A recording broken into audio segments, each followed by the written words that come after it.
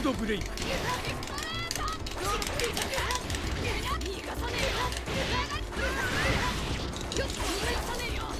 ウンターヒット。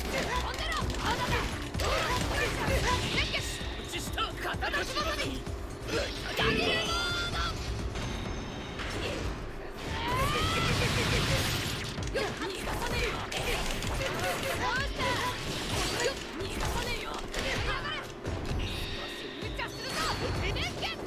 ードブレイク。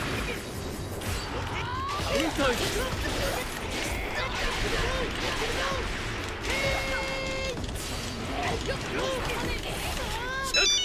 Oh, bad recovery. Hello. What's my project, Brokey? My name isn't Brookie. It's the Broken Dream. Broken Dream, Brokey, Broken Gamer. They're all broke anyways. Where's my project? Wait 2 seconds.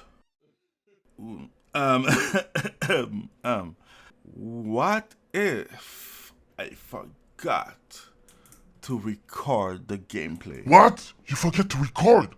You're already late. What will you do? Let's say I have another game that I've finished that we can talk about. Like, instead of talking about Street Fighter, what if we talk about Hogwarts Legacy? And what will you say about this game? So I finished Hogwarts Legacy a long time ago. I was thinking about this review for some time now.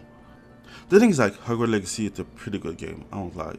Even after the nostalgia ran out, I still had fun. The one play was good, what I was expecting for Hogwarts games. The story is okay. The game makes you feel like a student of Hogwarts. No, like Mr. Potter.